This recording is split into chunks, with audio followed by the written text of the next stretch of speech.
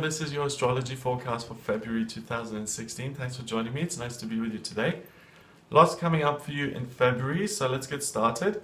First connection here on the 1st of February that I think will be really significant is Venus sextiles Neptune. Venus is in your 6th house and Neptune is in the 8th. So I personally feel, Leo, that you're going to be very much aligned with and happy with your work, the work that you're doing and your day-to-day routine. You feel like you fit into your life, so to speak, very nicely. And I think you also have a great sense of meaning and purpose when it comes to your work. So you start the month with a real sense of peace and contentment. And on the 2nd of February, Venus starts to square Uranus, which is in your 9th. Now, the ease and comfort that you've got in your day-to-day life, the work that you're doing, will be kind of supplemented, or what will kind of creep in on the side is this idea of, yes, but what can I also be learning? How can I educate myself further? How could I broaden my horizons a little bit more? So don't let that ruin your peace of mind, but do kind of think about it. What else is interesting to you? How can you make things even better? On the 3rd of February, the Moon and Saturn, they connect with Uranus and your Sun and your midheaven, lots of stuff, all sitting there in the on the right-hand side of your chart. Okay, so on the Western Hemisphere, and this really gives you again a great sense of structure and purpose when it comes to your personal relationships. With that niggling kind of desire to explore the new, to see what kind of else is out there, what else you could experience, what else you could learn. And it culminates in this sense of, I am very happy with my life and I'm working on what I should be working on, but on the other hand, I kind of want a different life. I kind of want to see what else is out there. So it's the difference between the good stuff that you've got already and the amazing stuff that you potentially could have. Okay, so on the one hand, this is the grass is always greener syndrome, where you always think what's not in your life just yet is better. So practice an attitude of gratitude there. Be grateful for what you've got in your life already and don't throw it away for some pipe dream. And on the other hand, if you are happy in your life, but you are getting this message, then it is the astrology that's kind of causing this, but sometimes that can bring up a lot of stuff. And if you have rationalized your life, and if you have kind of said, okay, well, this is the best I'm going to do, I'm going to have to be happy with it, then this gives you an opportunity to kind of think again and think, is this really my life? Is this the way it's going to be, or can I strive for more? So that's a big question. So, okay. Beginning starts with real peace of mind and really being happy. By the 3rd, you're obviously conflicted a little bit internally. A grand cross happens on the 4th, and a grand cross is 4 squares combining to create a big red square. A square is when 2 planets are 90 degrees apart. Okay, so it's 90, 90, 90, 90, which creates the square. And that's an energy when you feel pushed and pulled in every direction. So it's between what are my hopes and dreams, what do I want to do, what's disappointed me, who's disappointed me in the past, and possibly even how can I get even, what is good about my personal romantic life, and what do I want to achieve money-wise. So you're all over the place, okay? So be really calm and kind to yourself. It's super, super hectic. Try and not solve all of your life problems in one day. It's impossible. And just do what you can. Be nice to yourself. I think that's the important thing. On the 5th, there's a T-square, which is direction now and energy. And this focuses you on now your work. And I think you've kind of landed on the side of things of, I do this job and I'm grateful for it, but I don't think I'm getting paid enough. I think if I took some practical action on my own, I could do better, and I've got the ideas to do it. So that's, again, very valid, Leo. There's a lot going on here between, sometimes it's valid, sometimes it's not. If you do have a great idea for a business, absolutely you could start and possibly do it better, who knows. But if you're someone who has a really, really great job and you're overpaid and you've got a harebrained scheme, and on this day you just feel a little bit fed up and you say, well, I could do much better on my own. I could go out and do it. And then you quit your job and then you do this harebrained scheme and it doesn't work out. Really be careful about these kind of messages, because on the one hand, yes, they're good. On the other hand, they're not so good. And the way to differentiate, if it's a long-term message, if it's long-term guidance, then usually it's safe to go with it. If it's a whim and it feels very, very urgent, then steer clear of that, because that can get you in trouble. That's an easy way to distinguish between ego guidance and higher self guidance. Ego guidance is always going to get you in trouble. Higher self guidance is always going to expand and help. There's a yod on the 6th of February that connects your Venus and your Mars, and it points towards your rising in Gemini in the 11th. Okay, so there's a big thing for you, Leo, about dreaming bigger, and a yod is also known as the finger of God. Okay, so what that says to me is that you're not being kind of derailed and sabotaged by the ego here.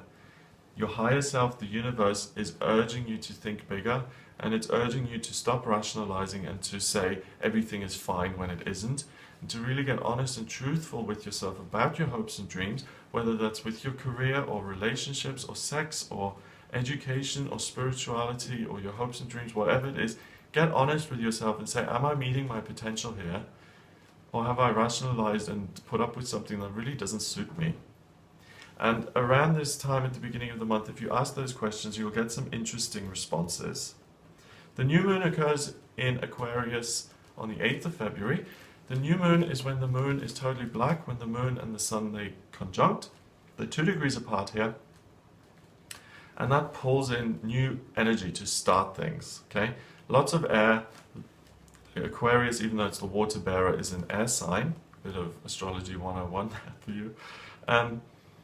And that pulls in new ideas, new information, and it's usually technical information, or it's information that can be helped, that can be used to help the kind of humanitarian cause, and it's information that is good for the greater, for the planet. So you may get some ideas, you may get some concepts that come in, work-wise. That's the angle they come in with. These ideas are going to be to do with work that you could really use then to realize some of these hopes and dreams. So as the month goes on, that question between genuine business idea and harebrained scheme, it looks much more like it's a genuine business idea and it's safe for you to proceed. On the 10th of February, the moon starts to conjunct Chiron, and then it stops. I'm getting ahead of myself. The moon conjuncts Chiron and it forms a T-square with Jupiter in the north node, and it peaks again with this rising sign. So this day is between what you're doing in your day-to-day work already, what your potential could be, and the difference. You'll be really clear on that. You'll see it in the light of day, so to speak. So, if you're undecided until the 10th, am I being silly here, or is this a genuine prompt for me to move forward? You'll know the answer on the 10th.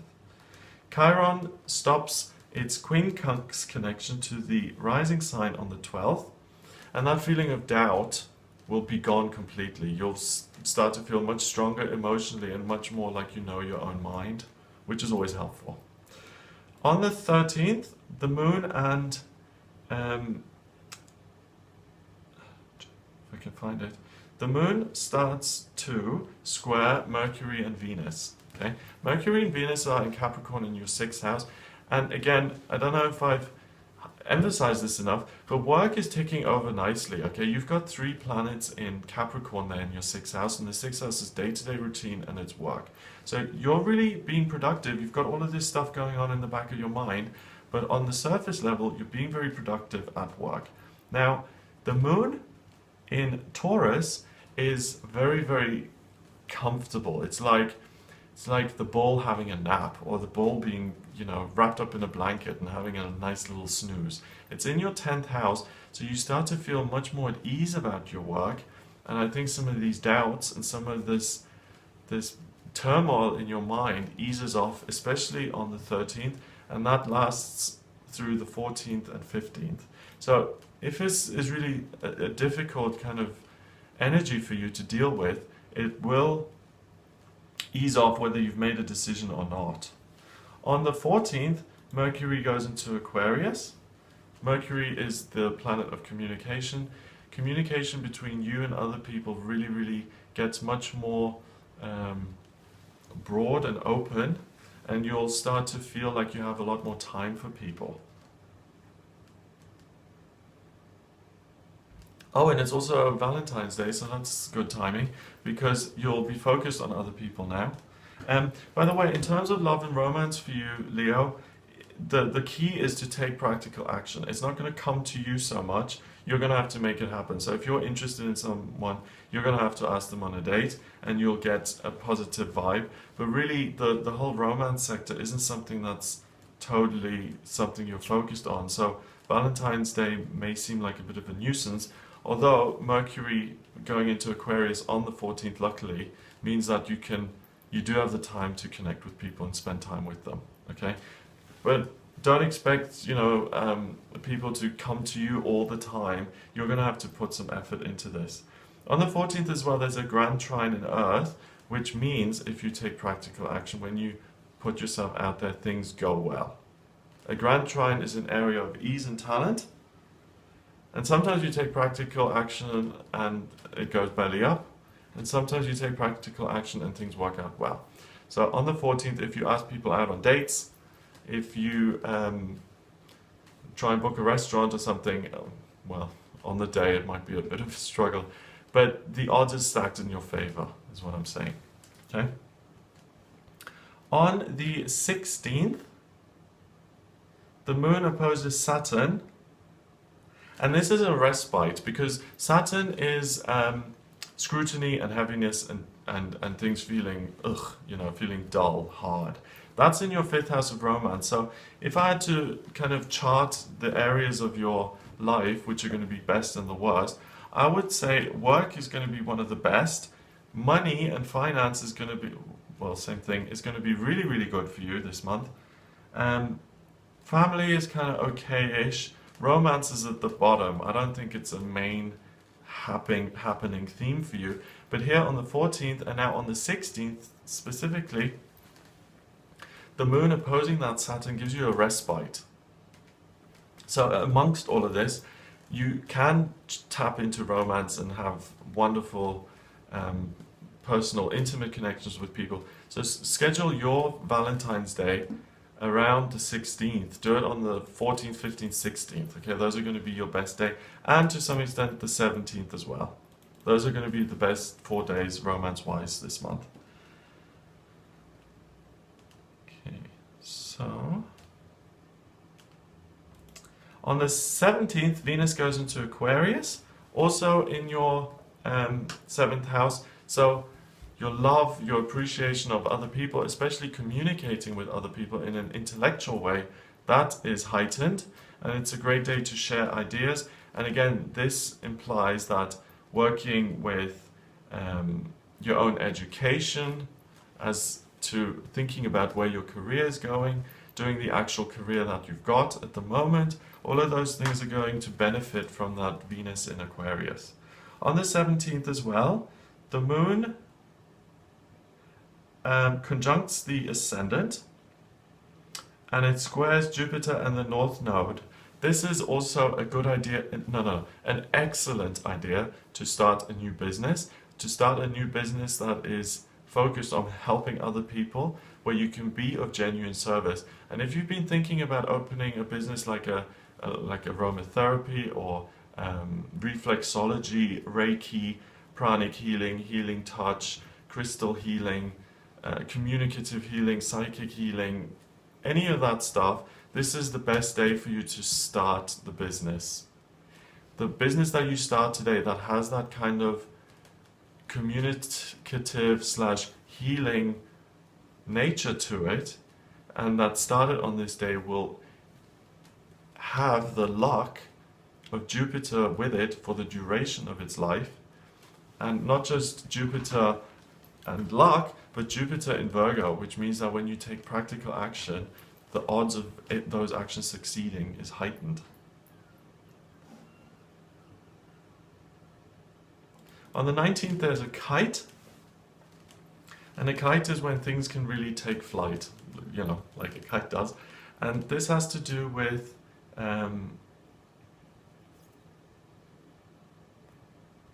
okay, this is about having the self-belief and the self-confidence that even though things haven't worked out for you in the past, you can try again. And just because things didn't work out in the past does not mean that they won't work out in future. I think you find the emotional strength to actually start a new venture and to have faith that it'll work. You know, it's the difference between doing something over and over. Like, let's say you do the same thing every month, like you have to drive across the country or the state or whatever, and you'll notice that sometimes it's like, oh my God, if I have to take this trip again, I will die. And then other times you'll think, hey, I'll make the most of it. I've got 4 hours to myself in the car. Why not?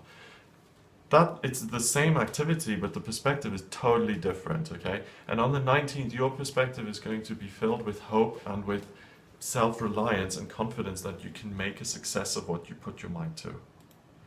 On the 20th, the moon opposes Venus and Mercury in your 7th. And this isn't such a great day for you in terms of your, well, it's in your sign in Leo, okay? Well, let me scratch that actually. You feel very comfortable within yourself. You may have a little bit of a tendency to preen and to be a little bit too full of yourself. But you connecting with other people on this day, doing things with other people, you'll certainly have a good time. Whether they'll have a good time with you is a different thing, but you'll certainly have a good time, okay? Because you might be a little bit too much. It might be too much of a good thing. Just play that by ear. You can, however, be very warm, very enthusiastic, very joyous, very fun. And I think you're going to have a brilliant day on the 20th in terms of the way you feel yourself. So surround yourself with people who are in a good place and who are up for a good time, because those are the kind of people that you'll enjoy being around. Someone who's having issues or something and then who sees you bouncing in off the walls and being super thrilled and joyous, that will cause some friction. So surround yourself with positive people. Yes, that makes more sense. There's a grand trine on the next day, on the 21st, and that is in fire as well, which is your element. So you're literally in your element on the 21st of February. The moon is still in your first house in Leo, in your sign. And you will feel very, very confident, very able to explore. This is an amazing day to go on a trip. And I'm just looking, but Uranus is in your 9th all month.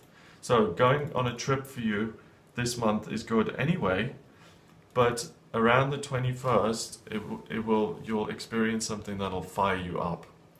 So whether you see, you know, Victoria Falls and it's just the most amazing thing you've ever seen, or you go on a hike or something and it just fills you with wonder and passion for life. Because, you know, sometimes life can seem very mundane and it's just like, ugh, you know, is this really why I'm on this planet, to just go through the same? And we all, you know, we've all been there. This is the opposite of that. This is like, oh my God, look how magical, look how amazing this is. Let's explore more. And only a fool wouldn't make use of those kind of days. On the 22nd, the full moon occurs, and that's in Virgo, in your 2nd house. This is your best day when it comes to money / finance. You will have some good news in your financial life. Your finances will be ordered. You will know exactly what's there. You will have positive knowledge, information for the future, and you'll be very pleased with where your finances are going. This is great. Best day of the month for you financially. On the 24th, the moon conjuncts Jupiter and the North Node in your 2nd house. Now, Jupiter and the North Node are in Virgo in your 2nd house all month, okay? Jupiter is good luck. The North Node is where you want to go. So, you know, all of the practical work that you've been doing, plugging away, with all this other stuff going on in the background, you do good work during February. You are productive. You are very constructive in what you're putting out there. And that has a positive impact on you, your life, and your money and your finances. Now, when the moon goes in there on the 24th, you feel very comfortable and very at ease with your money and with the way career things are going. And I think the peace of mind will have returned a little bit. So from the 20th on to the end of the month, finances look very good, and you've got positive things to look forward to there. On the 26th, there's a T-square in your chart between the moon and Uranus, and then it peaks. So the exploration that you've been doing, the traveling, the learning, the possible looks into educating yourself and thinking about what else I could be doing, all of that is heightened in your mind on the 26th, and it will be very clear to you what changes you can make in your existing work, whether it's to tweak the existing job or whether to do something totally different. It will become very clear, and you will feel a strong drive. You'll feel compelled to make those changes. So whenever you feel compelled, make sure that it's coming from a good place, that you're not just acting on a whim, and that you're doing something which is going to be positive for the future. There's a grand trine in water on the 28th. And wow, it's back and forth. So, okay, so the end of the month is a little bit of friction of, yes, I know what I'm doing financially, I know what I want to do career-wise, and then on the other hand, I could be doing more, I could be changing things. At the beginning of the month, that was a big theme, this versus this, and it's kind of one day I'm on that side and then I'm on this side. And at the end of the month, that kind of back and forth returns, okay? So just be very kind to yourself. This kind of mental back and forth, believe it or not, it can take a lot of your energy out. Peace of mind is comforting and it's soothing and it's energizing. This kind of mental gymnastics can be exhausting, especially if you're not someone who enjoys that kind of thing. It's a leap year, so we've got an extra day here in February. The 29th, you've got Mars and the moon in Scorpio in your 4th house. And again, this is a day to watch out for in terms of possible family friction. Okay, someone saying something which really doesn't sit well, which really doesn't match the course that you've set for yourself. Just take that with a pinch of salt, see if they have a point or not, and don't react. That's it for February. I hope that's been useful. If you want to have a personal reading with me in regard to your career or your love life or spirituality, what I do is I look at your specific birth chart. So this is a forecast for everyone born under the sign of Leo, which is a month, okay? So there's a lot of people there. Your specific birth chart is going to take some of these themes into account, but it's going to allow me to see the extras that were happening on the day you were born and how that influences you. So if you'd like a private reading with me, please visit the website. It's gregoryscott.com. Click on the readings tab and you'll see the types of readings that I offer. You can order them there. Remember to subscribe to the channel, and I'll speak to you soon. I do these monthly forecasts, and I also do a daily tarot forecast on this channel. So if you subscribe, please do, then you'll be notified when the new videos come out. Have a wonderful month, and I'll speak to you soon.